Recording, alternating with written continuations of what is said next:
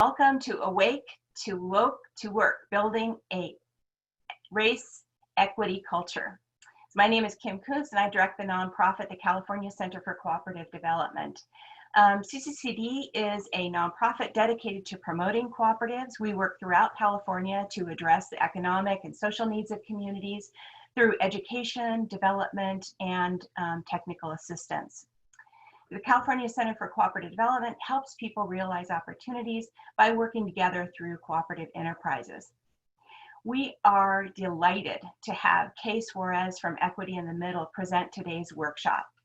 If you haven't already done so, I really encourage you to visit the website of Equity in the Center so that you can learn about their research and projects to confront structural racism. Equity in the Center is dedicated to creating a race equity culture within organizations through proactive counteraction of social inequities. Equity in the Center has published a wonderful publication, Awake to Woke to Work, Building a Race Equity Culture, and that publication is linked in the email that you should have gotten, and it's also on our website and of course on their website. And I really encourage you to carefully read that publication. Ddi Work is Executive Director of Equity in the Center. Her focus on diversity, inclusion, and equity has been really integral to her work in many organizations, especially Surge Institute, Camelback Ventures, EdFuel, and the National Black Child Development Institute, where she supported emerging and established leaders and social entrepreneurs of color.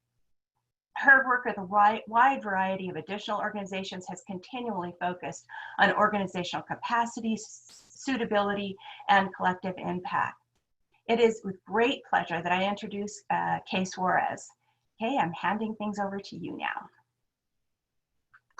Good afternoon, and thank you all for having me here today. Thank you so much, Kim, for that generous and gracious introduction, and thanks to you and the team for inviting me and helping with logistics and managing Zoom. And I'm excited to share our research and answer any questions that the participants might have about the content in our publication, Awake to Woke to Work, Building a Race Equity Culture. Thank you, Kim, for sharing sort of the logistics and the housekeeping on your side. All of you will notice that there has been a poll shared, and those questions are helpful to me just to get a sense of who's on the line or in the room as I go through the content. And the team will publish the poll results after as many people as possible have participated. So I'm going to forge ahead and share my screen, and I'll present for a while, take questions intermittently, as Kim mentioned, via the chat. And at the end, we will pause for a Q&A segment, which will of course be managed via the chat in partnership with the team, which will be critical to making sure that we get to as many questions as possible. And between now and then, there will be an opportunity for you all to break into small groups of 3 to 5 and have some focused conversation about what you're hearing for about 10 minutes. And that conversation will also focus on how you can apply what we're talking about today. So just a couple of housekeeping items on my end. There is a small chance that an 8-year-old might randomly show up at some point during my presentation. So just fair warning, this is now a normal part of all Zoom presentations, but there is a do not disturb sign on my door that may or may not have any impact on what happens. And I'm using 2 machines, so I'm about to share from one machine, but you may notice over the course of the webinar that I'm looking off to the side because your faces are on another monitor. So that may seem a little bit odd. I just wanted to share that. So if you just give me a moment, I'm going to share my screen and we'll get started. All right, so I'm going to breeze past these slides since Kim already gave me a great introduction and she did a great overview of Equity in the Center. So I won't waste any time on that. And I can certainly come back to later if anyone has questions about what we do or how we engage with leaders at organizations, but we have limited time together, so I am just going to dive right in. As we go along, I encourage you to drop your questions in the chat. I'll pause, as I said, and address as many of them as I can. But since there's so many people on the line, having folks unmute to ask questions isn't really practical, but we certainly welcome them, and I'll do my best to answer as many of them as I can with the leadership of the team. One of the challenges to DEI work, and I'm putting DEI in parentheses, is that organizations generally don't take the time to stop and define the components of that acronym: diversity, inclusion, and equity. And I'll come back to our definitions of those things as I go through the race equity cycle, but I just like to start by grounding in the 3 definitions that are on this page. So for the purpose of the webinar, you know exactly what I'm talking about when I say race equity. And I'm not going to read what's on the slide, but essentially race equity would be achieved in society if we disaggregated all social outcomes indicators. So housing, health, education, criminal justice, all of the issues that so many of our social sector organizations are designed, and mission-focused organizations are designed to support. If we disaggregated all of those outcomes by race, there would be no disparity. Meaning any individual, regardless of their racial background, would be just as likely to die in childbirth, graduate high school, complete college, have $500 in their checking account for emergencies, own their home, have been born to people who graduated from college, live in a community that is not a food desert. So we're looking at the outcome, disaggregating by race, and looking for equity in that indicator. So that would be race equity. And currently, race is the biggest driver of disparities in society. And that's why in a discussion of equity or intersectional equity, we center race. Because when you look at the data, race is the biggest driver of disparities. So that's what race equity would look like in society. Inside of an organization, what you would do is disaggregate all of the staff data by race. And at that point, there would be no disparity. That would be equity. And so by staff data, I mean compensation, promotion, retention, investment of professional development dollars, scores on performance evaluations, scores on staff engagement, distribution of individuals by racial background from the highest level of the organization, meaning the board, to the most junior administrative staff member. If you took all of that staff data and you disaggregated by race and there were no disparities, that would be race equity inside of an organization. And we're also very far from that inside of organizations, and I'll get back to that in a moment. Another trendy phrase, because equity is a trendy phrase, but another trendy phrase is race equity lens or equity lens. So when I talk about applying a race equity lens, and what we encourage folks to do in applying a race equity lens through building a race equity culture is to consider at any inflection point in your work, whether it is a hire, a senior or a junior hire, a partnership with another community organization, strategic planning, hiring a vendor, any inflection point in your work, from big inflection point, meaning a large decision, to the day-to-day decisions you make about who provides lunch for the meeting and who you use as a partner for the work that you do in the community. What you would do is pause and consider the potential disparate impact of that decision or partnership or investment by race. And organizations struggle with this a bit because it's a conditional. So often what organizations will do is use something called a race equity impact assessment to scaffold staff's thinking as they are applying a race equity lens. And essentially it's a series of questions that staff ask themselves as they go about their work to ensure that they're centering equity in their process. And lastly, race equity culture, that's what we're here to talk about. We define it as an organizational culture that is proactively focused on mitigating race-based disparities inside of the organization and outside of the organization. So the organization would put in place many of the best practices that I'm going to go through as part of the research. And then what the organization would also do is advocate that its peer organizations adopt similar policies, as well as advocate for the broad adoption of policies that would drive equity in society broadly. Here is some data which we will change or update shortly, because the publication that much of this is based on, Race to Lead, which is produced or published by Building Movement Project, was just updated in the past few weeks. So Building Movement Project released Race to Lead a couple of years ago. And what that report talks about is the lack of diversity at the highest levels of the social sector. And they coined a term called the racial leadership gap. So on the left-hand side of the slide, you see a bar at 39%, which represents people of color in the general working population. So folks with jobs. And then on the left, to the left of that bar, you see the representation of people of color at the highest levels of the social sector. So we're only 10% of CEOs, 10% of board chairs, and 16% of board members. The difference between that leadership representation and our representation in the working population is the racial leadership gap. The reason that we start here is because our research is designed to close that gap.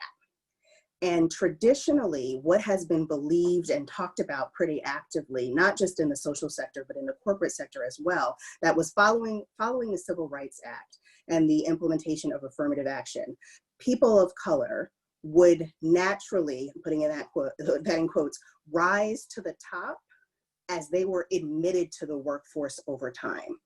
It's been decades, like actually an entire lifetime, and the data still looks like what you see on the left-hand side of the slide. Now, what has changed in those intervening years is that women have flooded the workforce. So affirmative action was very successful. The biggest beneficiaries are white women, but you don't see the growth in numbers at the senior level with people of color that folks often expect. And there is also, I should note, of course, significant disparity in the representation of women at the CEO and the board level.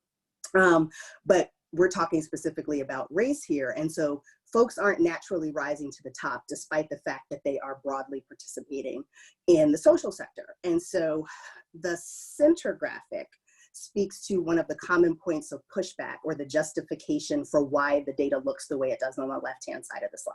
So often people will say, well, the folks of color in my organization are not interested in the top job. So one important thing that Building Movement Project did is they asked everyone who took their survey. Initially, it was about 800 people. The current survey has, I think, about 5,000 respondents. And you were more likely to say, yes, I want the top job at my organization if you were a person of color. On the right-hand side of the slide, you see the data that was really the most powerful, I think, of what came out in the last Building Movement Project report, which is a look at the level of education.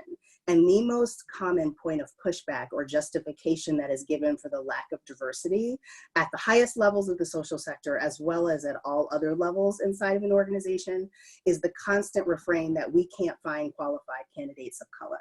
So what Building Movement Project did is disaggregate the education of all the folks who completed their survey by race, and there's no statistical difference in the level of qualification or the educational background of folks of color and their white colleagues in the social sector.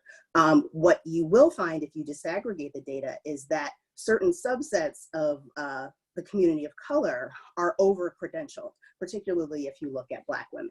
So often what folks of color will do is stack degrees in an attempt to get the top jobs on the left-hand side of the slide, resulting in a lot of debt and not always resulting in actual advancement up the organizational chart.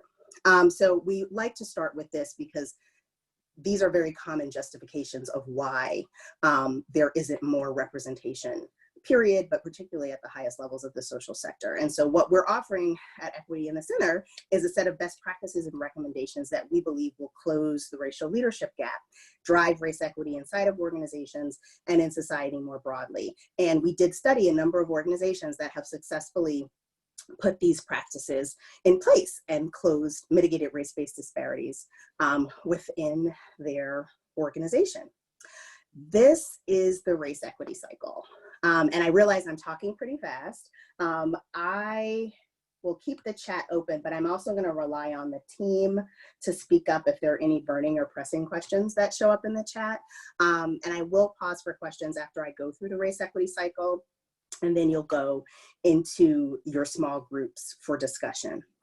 When we first began our research in 2017, this graphic was a line that went diversity, inclusion, and equity. And any person on this call, and I'm sure it's everybody, who has been part of any change process inside of an organization or in their family or in their life generally, knows that change is not linear. We as human animals do not proceed logically with regard to change. So we threw out the arrow because that just wasn't accurate, and we turned it into a circle, and it eventually became a cog. The other thing that we did was reframe diversity, inclusion, and equity as awake, woken work. And the reason that we did that, going back to something I said earlier, is because there is great confusion about the definitions of diversity, inclusion, and equity. Most people use words like inclusion and equity, but what they're actually talking about is diversity. And so, which is literal variation. And so one of our big findings, and one of the points that we try to drive home the most in our work, is that literal variation, diversity of your team, will not necessarily drive equity. They're not the same. Diversity is counting the number of people of specific racial backgrounds in your organization. It's a transactional data sort of checkbox approach to things. And having people of color in your organization does not mean that those individuals of color feel equally valued as staff members inside of the organization, which would be inclusion. Nor does it mean that if you disaggregate any of your data by race, so any staff data by race, as I was talking about earlier, that you will find there to be no disparities in experience, compensation, promotion, or retention by race. So it's important to remember that just bringing diverse individuals, I'm putting diverse in quotes, into an organization doesn't mean that that organization is inclusive, and it doesn't mean that you've made any progress on equity. Though very broadly and generally, people use inclusion and equity when actually what they're talking about is we need to hire, or we've been trying to hire, or it's so hard for us to find more diverse candidates. So at the awake stage, that's what most folks would traditionally call diversity. And we frame that as the beginning of the work when the organization is thinking about diversity in a very transactional way. So literally just counting the people who work for the organization who are not white. Actively looking for diverse candidates, often initiating partnerships with affinity-based professional groups or universities to pull diverse candidates into the organization. At this point, the work, as I like to say, lives and dies in HR. If anybody has a question about diversity or inclusion or equity, if you're using those words to talk about diversity, you're sent to an HR or a talent person. There's no cross-functional accountability for diversity. And at this point, what the organization isn't thinking about is the experience of the diverse individuals that they hire once they come into the organization. So there's no acknowledgement that the lived experience of people of color is different in the broader world, or that it's different inside of the organization, which it is, whether or not your organization has talked about it. So where you see organizations begin to shift from awake to woke is when they name the fact that the lived experiences of people of color are different, and they begin to shift their organizational culture away from a status quo that requires assimilation to white dominant culture. And so I'll give a quick note on white dominant culture. Some of us may have kids, like members of our team, mentees, whom we would advise when they're about to go for a job interview. We would give them advice, imagine this is a young person. We would give them advice on how they should dress, how they should speak, and how they should show up in that interview so that they get the job. Everybody knows what I mean. That is white dominant culture. What we believe to be professional in terms of how people show up, the status quo of presenting and speaking well. And at the awake stage, what an organization expects of people of color is when they come into the organization that they assimilate to the status quo standard of professionalism, which aligns to white dominant culture. I'll often use myself as an example here, because in a previous job, when we started talking about race because a funder required us to, we had a conversation and I described myself as the whitest Black person that they could find for the job. And I wasn't talking about the color of my skin, I was talking about my resume, and the fact that when you look at my resume, and then when you eventually find out that I'm a person of color, there's a perception that I'm the sort of person of color that will fit comfortably, will fit in a predominantly white work environment. And so these are all the things that we don't talk about, but are very real and experienced inside of workplaces every day. Another illustration of white dominant culture would be the difference between how individuals of color, for example, who are employed in administrative roles versus individuals of color who are more senior, they've made it to the C-suite or they're senior leaders in the organization, the difference in how those individuals present or show up in the workplace. You can also look at their resumes. Did the person who is sitting at the front desk in an administrative capacity, did they go to college? Where did they live? How do they speak? How do they show up? Are they perceived as a leader? If you look generally folks of color who ascend up the ranks, they are more white dominant in how they present. They fit more, they are perceived more as leaders. And that's definitely been my experience and that of many of my colleagues, is that assimilation will help you to ascend the food chain in an organization to a point. At the woke stage, which most organizations call inclusion, that's where an organization has named that the lived experience of people of color is not the same in the broader world and inside of the organization, and makes a concerted effort to shift their culture to equally value multiple lived experiences. So there's a great article, which I can send and follow up, by Tama Okun, which outlines characteristics of white supremacy culture in nonprofit organizations. It names a set of characteristics and it gives specific examples of how they show up in an organization, and their range of them: power hoarding, worship of the written word, fear of open conflict. And so often when we start to talk about these, people will say, well, like, I actually had someone say this once, are we not supposed to write anymore inside of organizations with regard to worship of the written word? And yeah, of course, we're going to keep writing. But the point with shifting away from white dominant culture and creating a culture that values multiple identities and lived experiences equally is that there is more than one way of showing up and being and doing that is valued, not just the white dominant standard. So it's not that you would start writing, but you would, for example, not be considered unqualified for your position or inarticulate if you cannot express your thoughts on the strategic plan in 4 concise bullet points. There would not be one way of speaking that was considered professional. So things like that.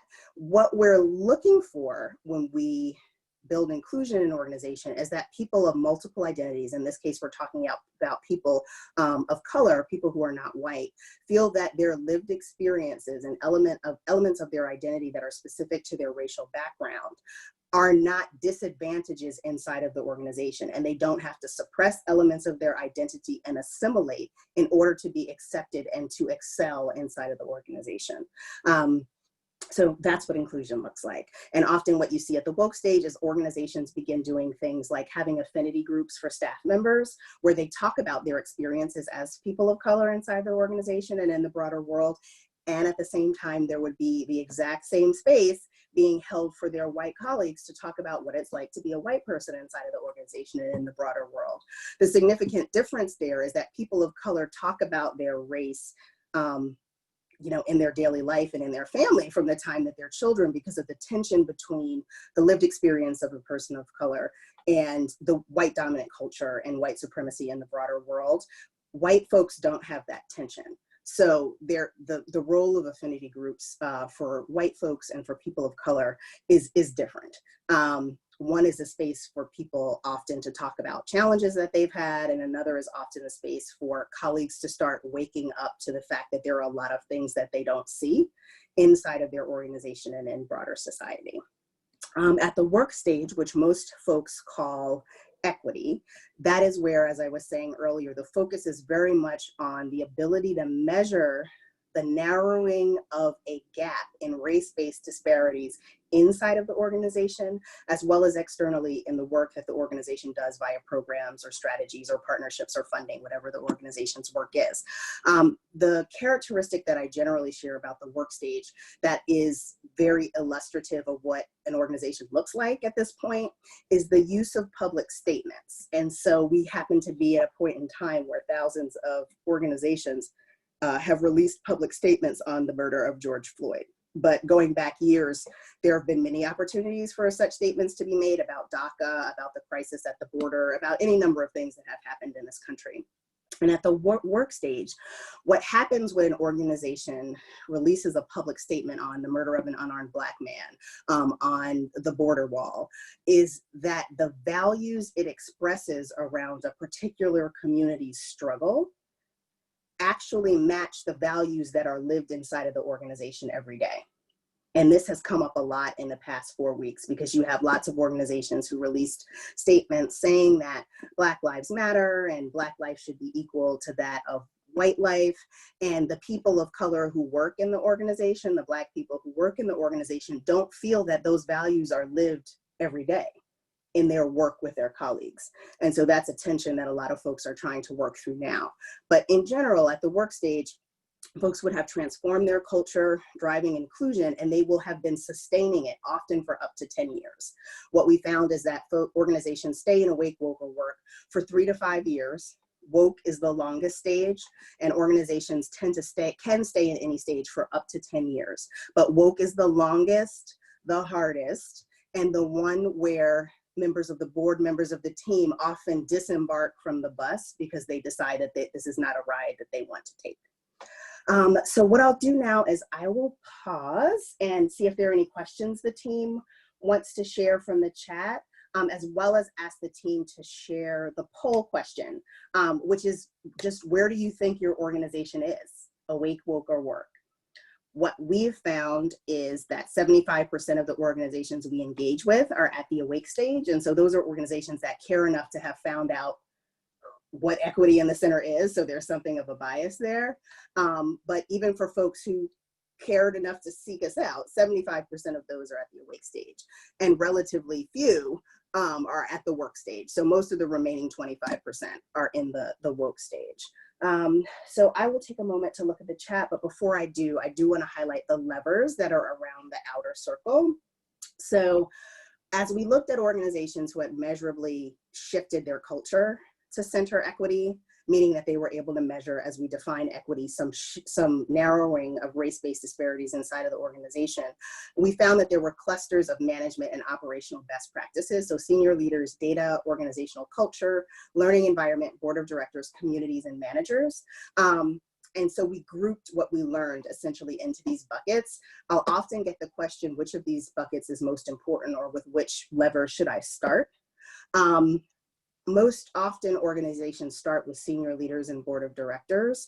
We're going to talk about organizational culture because it's the umbrella under which all of the work happens, but the levers are not mutually exclusive. So because the work of shifting culture is necessarily cross-functional, if you focused or you begin with senior leaders, you would actually be doing some work on all of the other levers. It's just that we framed the set of best practices around senior leaders and their role in the organization. Another thing I'll point out before I take the questions, or take some questions, is that at each stage of the cycle, wherever an organization is in its work, in order to generate progress, it has to do work concurrently at the 4 levels at which racism operates. And racism operates at the same 4 levels that all manners of oppression operate: sexism, classism. And so that's personal or internalized, so your personal feelings and beliefs about race and racism, what you think of people of different races. Interpersonal, how your beliefs about people of different racism influence your interactions with them. So that's where microaggressions show up, at the interpersonal level. Institutional is where personal and societal beliefs about race and racism are codified in institutional policy and practice. And an easy example of that is often the requirement that you have gone to a good school, and good has a very clear cultural connotation, or that you have a college degree, and that's a structural barrier to entry, which disproportionately disadvantages people of color. And then the final stage is structural, and structural is how all of those systems, all of those levels operate together to keep folks marginalized and blocked from opportunity. Thank you for sharing the results. So it looks like most folks are awake, some are woke and work, but I appreciate this is helpful context for me to have, and perhaps for some of you all to see as well. So I'm taking a look at the chat. I see one question, so I'll take that one. So how do you get a low-income community to participate so you can move from awake to woke?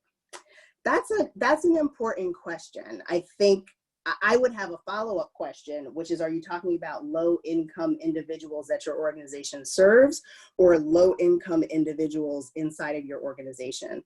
Because this framework is about the work inside of an organization, not the work that you do to engage the community.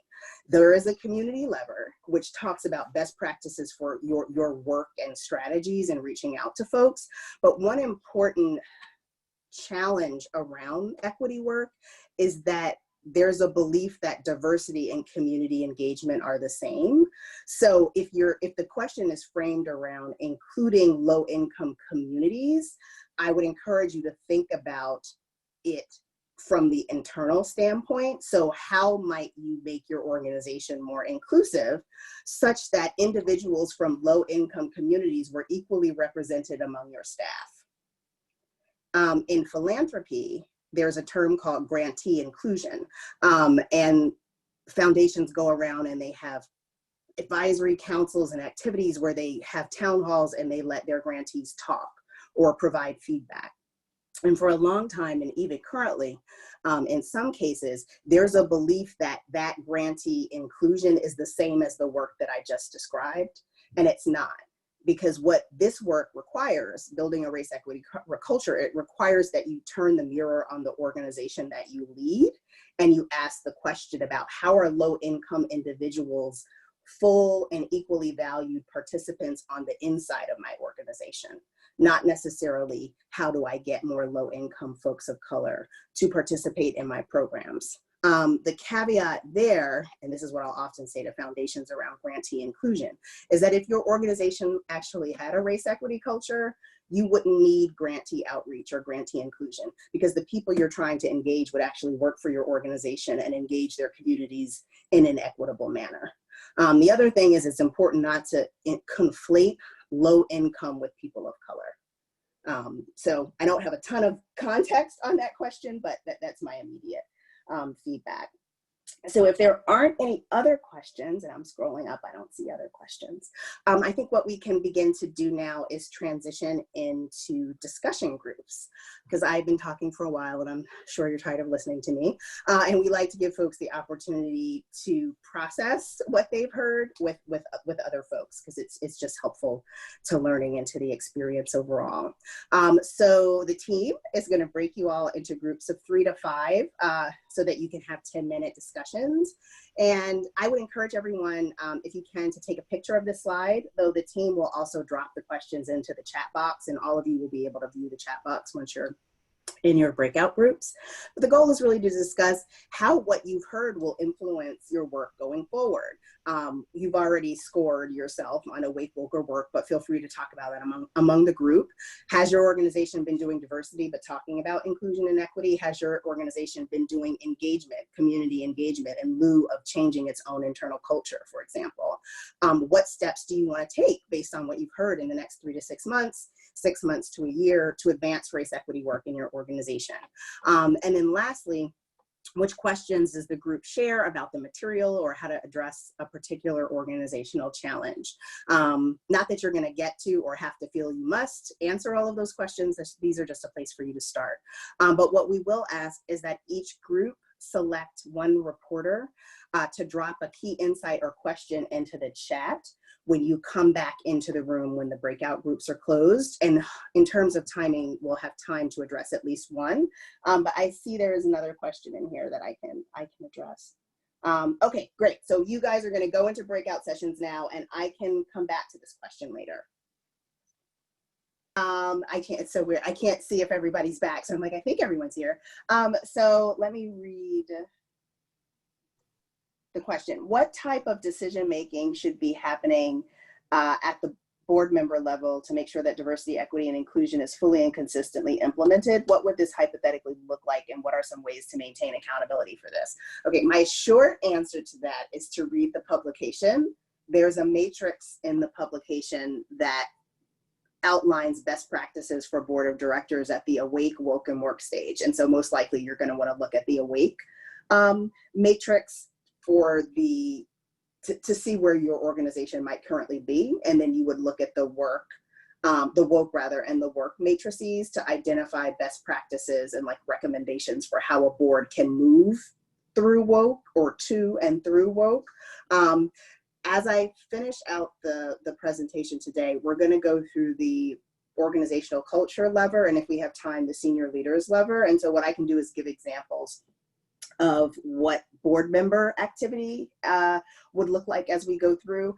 But another response to the question would be, the board has to be taken through the work in the same way that the staff has to be taken through the work. So there has to be an intentional process of learning and education and building policy and processes that build accountability for the board itself to do the work of shifting its culture to center equity as it supports the organization and creating policies and processes that will hold the CEO and the organization as a whole accountable for shifting its culture to center equity. So a board of directors can't function optimally, in quotation marks, because nothing is ideal or optimal, but can't participate in and hold an organization accountable for this work well if they are not themselves doing the work. And boards are least proximate generally to equity, depending upon the history of an organization. Most organizations have board members that are able to give funds often and don't have experience necessarily with the issues that the organization's program participants or beneficiaries, I'm putting that in quotation marks since that's a very colonial way of thinking about it. So boards can be very difficult to move along, and they need to be educated in the same way that the staff is educated. And what you can try to do is align the work that you do with the board with the same work that you're doing with the staff as much as possible, so that the staff doesn't get ahead of the board in its work. But the board can't hold anybody accountable for this work if they don't understand what it's about. And so they need to learn and increase their capacity to center equity in their meetings, as well as in their engagements with staff, just as the folks who work for the organization need to start doing those same things. But at the end of the day, there should be a performance management plan for the organization. The board's biggest job within the context of that plan would be to hold the CEO accountable for a specific set of goals around centering race equity in the organization's culture. And so I'll stop there and say, definitely read the board of directors matrix in the publication, but we can also talk about this as we go along. All right, I'm going to take a look and see if folks dropped in. Someone dropped in, I guess this was an insight. So the need for the time and space. Oh, of course, it just disappeared. Need for the time and space and how to achieve to be more precise in this work, perhaps, I think. I'm not sure if I'm interpreting that correctly. The next question was, how does an organization move from the initial, we need to get more POC in here, to actualizing relationships and pipeline? What is the non-extractive metaphor for that concept that leads to better representation in leadership roles? Yeah, the pipeline, that's an excellent question. The pipeline has become kind of a laughable term in some cases, because going back to the slide that I did about the Building Movement Project data, the pipeline is everyone's favorite reason for why there is a lack of diversity. Oh, you know, it's the pipeline. We need to start a new fellowship so that we can cultivate the pipeline. You know, there really just isn't a pipeline of leaders of color for senior roles. And there is a pipeline. There are, if you look at the data, folks are just as educated, just as qualified for the top jobs, just as educated, just as qualified for the junior jobs. What they don't have is equal access to compete for and then be selected for those roles.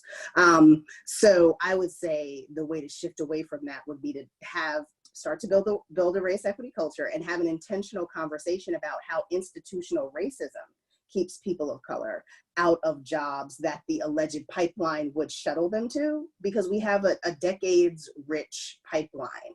People are qualified for jobs, they're not getting them. And some of that has to do with implicit bias in the hiring process. I was part of a conversation earlier today where someone pointed out that Keisha and Kelly's resumes don't get elevated through the hiring process the same. Keisha's gets put to the side often. So implicit bias plays a role, but so does institutional racism. So the more that you can be honest about what's actually happening and provide folks with resources like the publication and conversations about building a race equity culture, you can begin to address the fact that folks are overly focused on hiring people of color versus making the necessary changes inside of their organization that would make those folks of color once hired feel equally valued as members of the team and make the choice to stay there. Because many organizations have a rate of turnover among people of color that is sometimes 3 or 4 times that of their white staff. It varies by organization, but it's very normal for folks of color to turn over at nonprofits that are predominantly white, and sometimes even led by people of color. And a lot of that has to do with a lack of a race equity culture, a lack of feeling inclusion. So I'm gonna go back and take a look at some of the questions. What role does silence and apathy play in the existence of discrimination? I mean, I think a lot of that is, some of that could be white fragility, but at the end of the day, as Americans, and white supremacy is a global context or concept or reality, but we're in America, so I'm going to speak to America. We as Americans are not socialized to talk about race. People of color in America are raised to center the comfort of white people. So people of color often won't speak up about issues of inequity. And then the flip side of that coin is that white folks in this country may not perceive that issues of inequity exist. And the last month is a good illustration of that. So yes, silence from people of color who don't feel that they can speak up without losing their jobs or experiencing other retribution, and silence from white colleagues who don't see that there's a problem, who don't see their own role and complicity in upholding white dominant culture, that is a huge problem.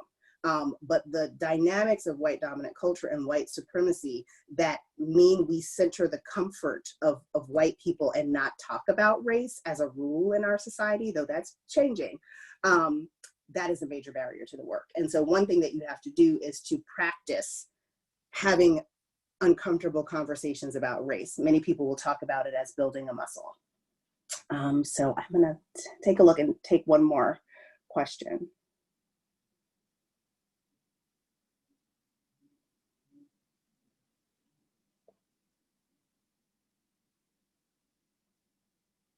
I'm going to answer the question about small organizations because it's very common. If you have a team of 2 to 5, one of our biggest recommendations, for example, is to disaggregate your data and be transparent and share all of the race-based disparities that exist inside of your organization. That's not something that you can do if you have a team of 5 versus a team of 50, because everyone knows who everyone is.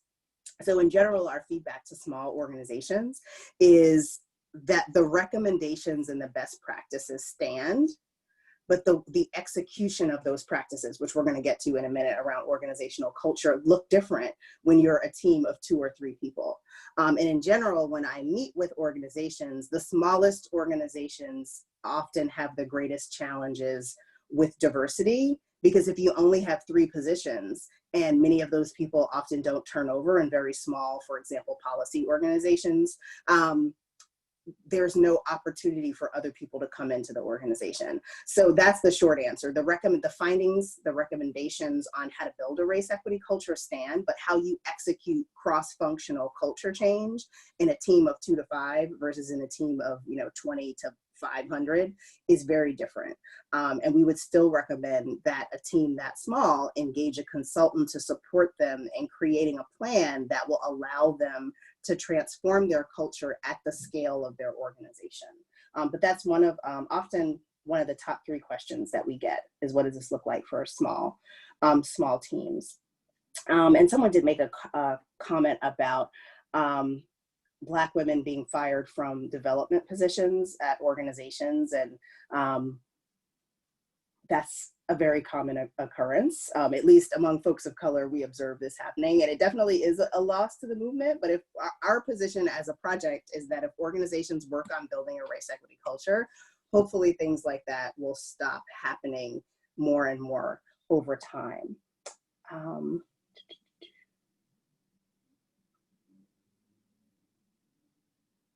Yes, and the last comment is just the need to normalize conversations about race, racism, and in particular, this person pointed out anti-racism. So talking about race and racism, talking about diversity, and talking about anti-racism, which is an action, it's action that you take, is very important. And so as we talk about building a race equity culture, the principles and the action that we're looking for organizations and individuals to take inside of organizations are anti-racist. So taking action against racism when you see it in your work, and in your interactions in the workplace every day. And many people have read Ibram Kendi's How to Be an Anti-Racist, which I would recommend. And there's also a graphic I can share that outlines some characteristics of anti-racist behavior to give you a better sense of what that means.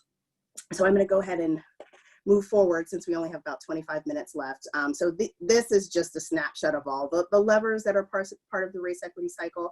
And I'm going to start with organizational culture because it speaks to the work, all of this work and how it unfolds in an organization.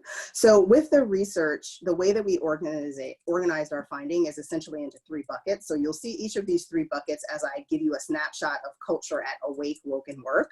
So personal beliefs and behaviors, that lives very much in the personal and interpersonal levels of racism that I talked about before. Policies and processes, that speaks to the institutional level at which racism operates. And data we include because we're going to keep telling people to collect their data and disaggregate it by race. And so what we talk about as we go from Awake to Woke to Work is you see the evolution from people organizations counting people who are not white to disaggregating their data by race to get a sense of what the outcomes are for people of color versus white staff in their organization. And there are differences in those experiences within the staff of color. So it's important, you're not just disaggregating by Black and white. And often when I have these conversations, there's a perception that we're talking about diversity or equity in terms of Black and white. And this is it's about more than racism between or among Black and white people. White supremacy holds out whiteness and Blackness as dyads, but the people of color that are stacked in between white people and Black people in terms of their value as humans, because essentially we operate within a hierarchy of human value that places white people at the top. The experiences of all persons of color within that system are important, but you frequently hear white and Black named essentially as polar opposites because you need Blackness to be the least valued in order to elevate whiteness. And people of color who are not Black are given privileges and admitted or given privileges within white supremacy based on their perceived proximity to whiteness. So that's a whole other training, but it's important to name because when I say that people of color should be valued equally within an organization, like what you're trying to build when you move through the woke stage is a culture that values the lived experiences of all humans equally. The basis of our bias that preferences white people and white values and white bodies and white philosophies over all others is rooted in the hierarchy of human value. And that started in the 1700s with the categorization system that Carl Linnaeus developed. He assigned characteristics to people based on the color of their skin. And a physician named Blumenbach built on that and created a hierarchy of human value that placed Caucasians at the top and Negroids at the bottom. And what was interesting about how that was done is every other group of people of color within the hierarchy, like white individuals, were assigned a geographic location. So Caucasians, the Caucasus Mountains, Australia, Asia, or Mongolia in that framing. But Black people are just Black. So they're not Africaoids, they're just Negroids. And that's important because that's anti-Blackness. And the whole framework dehumanizes people. And that's what undergirds white dominant culture and our implicit bias around who is a more valuable person, not just in our society, but inside of our organizations. So getting back to organizational culture. So personal beliefs and behaviors. At this stage, an organization is aware that a white dominant workplace exists, meaning that we're a predominantly white organization. We've probably been working on trying to recruit and hire more folks of color for some time. And often people are talking about the pipeline and we just can't figure it out. We just can't find qualified folks of color. Folks will also talk about like, well, we've had really great success. I've talked to EDs who are like, my last 3 hires have been people of color. So that's how they're thinking about the work at this point, not about mitigating race-based disparities, but about how can I get more people of color into the organization. And there's an expectation that folks adhere to a white dominant organizational standard in order to succeed. And that's the assimilation that we talked about before. Policies and processes. The organization's commitment to DEI would be shared as part of the onboarding process. So most of us work for organizations that have some kind of a diversity statement or equity statement, and it lives on the website and maybe in the handbook. And there's not necessarily any connection between the words in the statement and the way the organization operates. So at the beginning of the work, there's a commitment to DEI that's named as part of the onboarding process, but the work of equity doesn't move beyond those words generally. And when it comes to data, again, the organization would be focusing on increasing diverse staff representation or addressing often obvious retention issues, like the example that a colleague dropped into the chat earlier. So I've worked with organizations that know they have a challenge with retaining staff of color, but what you see at the awake stage is that the organization never asked the question why. Though it may be anecdotally discussed among folks of color or among white colleagues or within HR, but there's no attempt on the part of the organization to understand why there's higher turnover among staff of color. The whole point is just go and find more diverse candidates to fill these roles, not pausing to reflect why perhaps people of color don't enjoy working there. At the woke stage, this is where an organization and its staff would be compelled to discuss racially charged events as they occur, very timely given what's happening in the country, and not place undue responsibility on people of color to explain or defend themselves and their communities. And this is important because at the woke stage, as an organization begins to transform its culture, one of the things that it explicitly names is that it is not the responsibility of people of color to mine their lived trauma and lived experience to educate their white colleagues. So at the awake stage, and I've certainly been in this position as like the only Black person on a team or one of a couple of people of color in an organization, is that there is an expectation that when you recruit diverse individuals into your organization, that they're kind of diversifying the space. And they can make speaking for their people statements when issues of diversity come up, like some eyes will move to those individuals. And there is an expectation that folks make the case for equity and inclusion based on their lived experience as people of color. And a really important shift at the woke stage is that the organization acknowledges it is not the responsibility of staff of color to do that. It's not the responsibility of staff of color to lead the work of equity in terms of steering, chairing the steering committee, or pushing the entire organization and the board to adopt the business case for equity. It's the responsibility of the individuals who are preferenced by a system of white supremacy to dismantle it. It is not the responsibility of the individuals who are marginalized and oppressed by it to make the case for their lesser oppression and marginalization. So that's a very important shift in an organization's thinking. And it often begins a process of education for white colleagues as well as colleagues of color around structural racism, institutional racism, like opening up the box of stuff that we as Americans are socialized not to discuss in the workplace.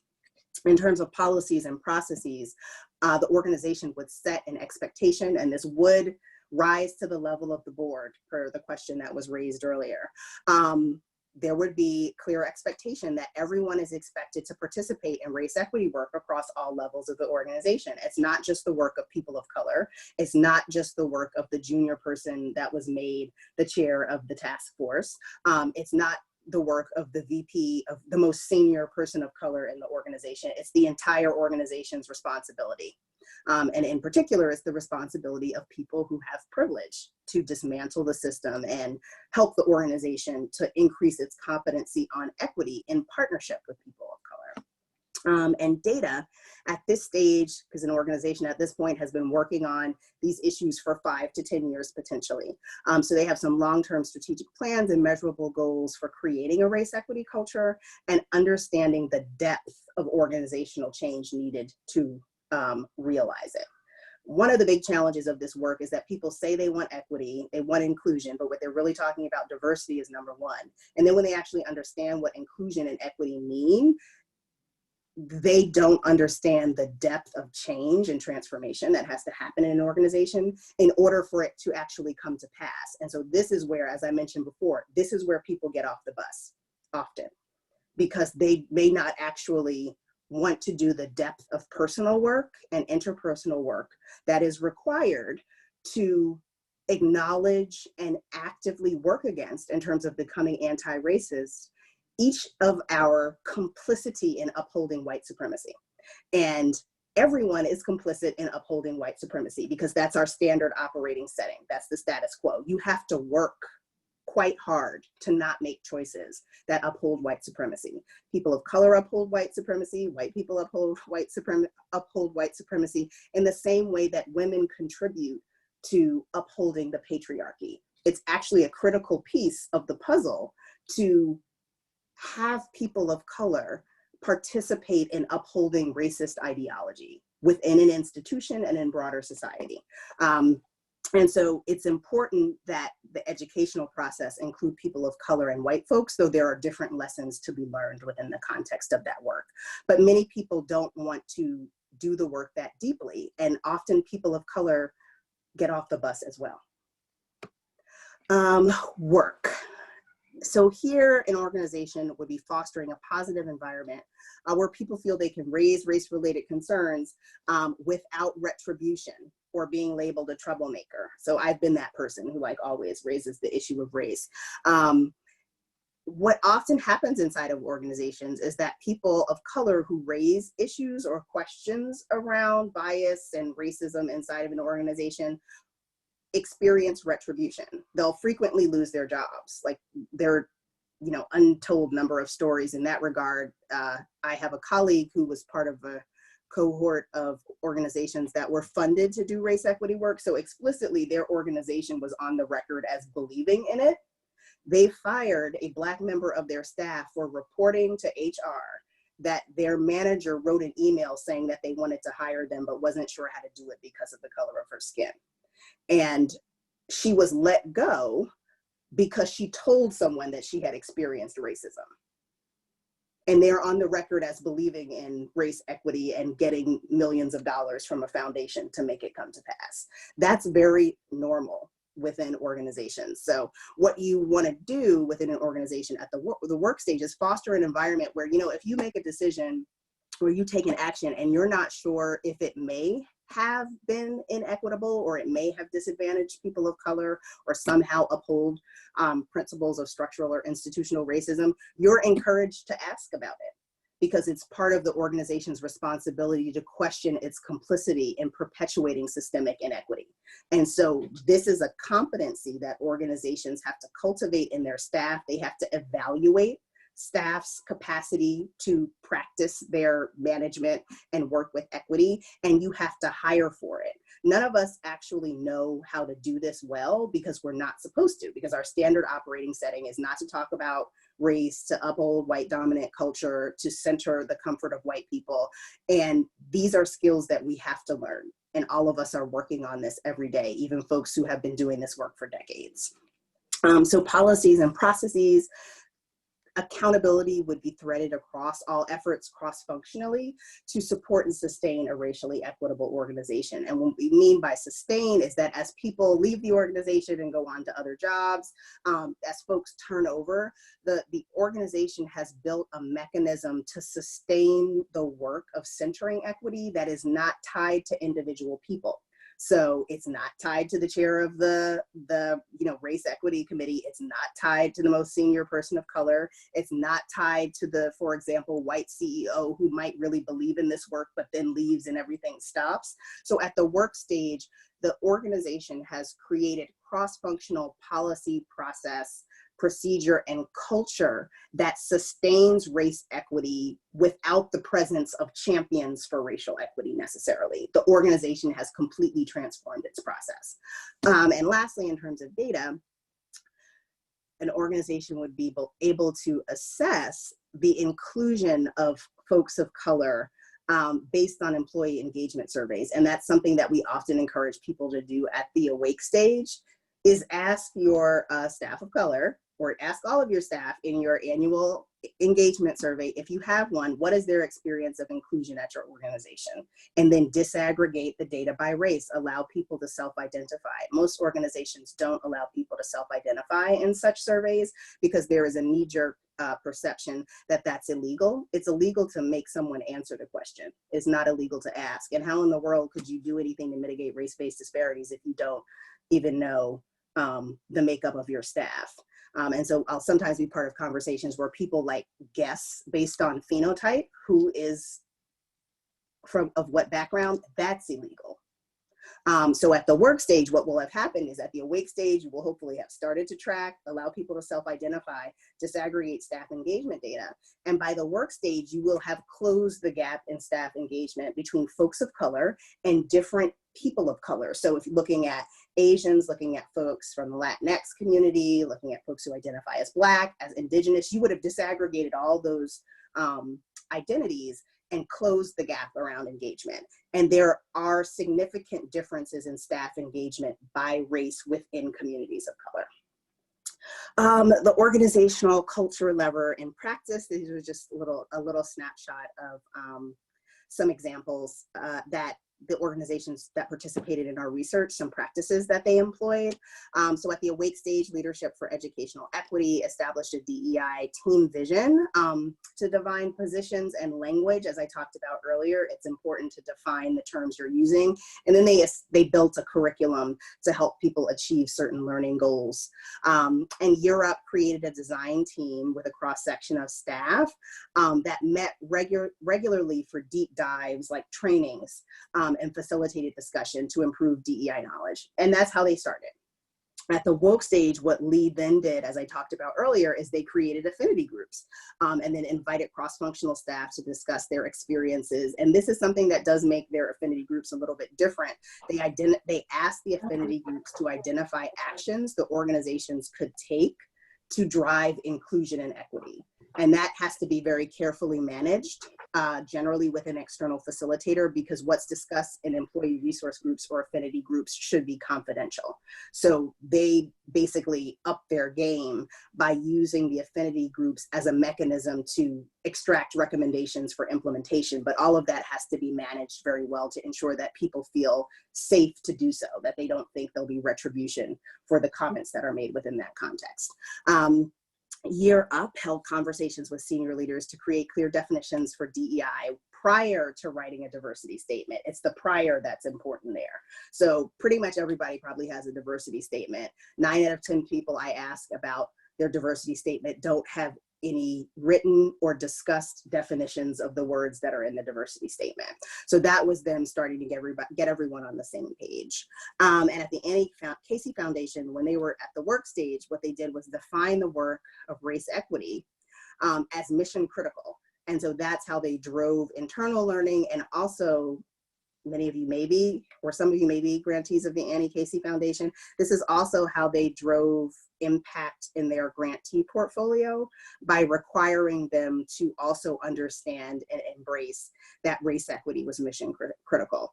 And so they can't force organizations to transform, but what Annie Casey did do is push hundreds of grantees to begin the journey to talk about what diversity, inclusion, and equity and race equity specifically mean inside of their organizations.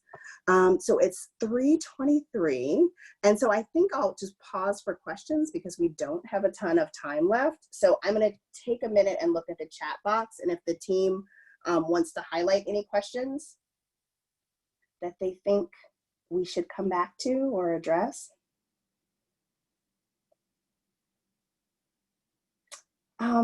There's one question here that I can explore or answer. Do you have suggestions on how to cultivate sufficient resilience to deal with the fraughtness and deep pain of these issues, which is required to even hold the conversations? It's a lot higher intensity than many other workplace issues. Thanks. Thank you for that question. That's a really important question. Sometimes the reason that people get off of the bus during the woke stage is because no one is paying attention to this piece. These types of conversations on race and racism and how it shows up inside of teams and organizations and in society broadly, they're exhausting. And what organizations have to do is hold space with an external facilitator. That's always our recommendation, particularly early in the work when no one knows how to talk about what it is that they've come together to talk about, race generally. Have someone who's experienced hold space, set norms that will make people feel not safe, because generally safe is what white people will get. Safety around fragility and not saying things that are hard to talk about. So what you want to cultivate is brave space. So I would encourage folks to engage facilitators who can hold that space for you, and then support you in developing practices that help people to recover from the intensity of the conversations. So for example, scheduling a 2-day training like on race equity with the People's Institute for Survival and Beyond, or Racial Equity Institute, they both have 2-day training. So like doing that on Monday, Tuesday, and then having an all staff retreat on Wednesday and Thursday is not a great idea, because people will need time to recover from that experience. So if you have an internal person who is helping to craft this work, or an external facilitator who is leading the work, you need to build time into staff schedules and into the process for people to recover from the conversations, and provide them with resources around resilience. So practices of self-care, time off. One thing that I frequently recommend to organizations that have someone leading this work as part of their formal role is that comp time should be built into their role. So they should be allowed, and I don't like to use the word allowed, but the job should facilitate their not working so that they can recover from the work that they do supporting their colleagues and having these conversations. And there are lots of resources out there, particularly many have been shared in the last month, that are geared toward supporting staff people in moving through these conversations effectively. So holding space that is not damaging to people of color, holding space that is challenging to white folks who may not have explored privilege or white supremacy, and giving people space to recover within the context of their role, because you can't be part of these intense conversations and then go like do some really intense work for the next 2 hours. Like our brains aren't wired that way. So it's important to provide space for that. It's also important to name the emotional intensity of the work, so that people's experience of it is validated, and so that the organization can provide some formal space for folks to recover, and to name that like this is hard and this is why people often get off of the bus. And normalizing, as this person is saying, normalizing the challenging nature of these conversations and the need to persist through them. Let's see. Someone asked, how do you reshape, reformulate race-attentive accountability procedures that guard against misuse? For instance, Black men in communities are often punished for false claims of sexual harassment of white women. The answer is not to get rid of sexual harassment complaint process, but to have one that guards against misuse. That's an interesting question. Very true in terms of the stereotypes of accusations. Often we'll get questions about kind of compliance around the work of race equity, and it's not a compliance process. So it's a little hard to answer the question.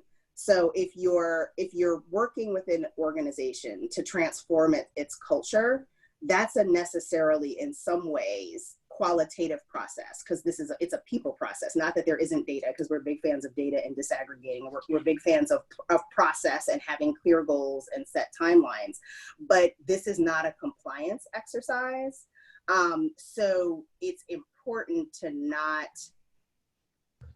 I'm going to use this word intentionally, police, because this is a word that has come up when I've discussed this with organizations. Police adherence to race equity policy, or for example, participation in the process itself. So it's a tough question to answer. My short answer is that this isn't a compliance exercise. And as much as that can be communicated through the process of building a race equity culture, the better. It's not about checking boxes. But I see what you're saying about ensuring that the process itself doesn't play into stereotypes that then harm people of color. And the best thing that you can do to mitigate that is to have really transparent conversations about the personal beliefs and behaviors and the institutional policies, processes, and culture that harm people of color and are rooted in stereotypes. So I hope that's helpful. I just want to closing up on the hour and a half, and I just wanted to thank you so much, Kay, for your wonderful presentation. I want to call attention to everyone to please complete the evaluation. And I just want to say that this is an education webinar, but it's really a call to action. So all of us should feel compelled to move our organizations along that line wherever we are, from awake to woke to work. So thank you very much, and get to it. Thank you.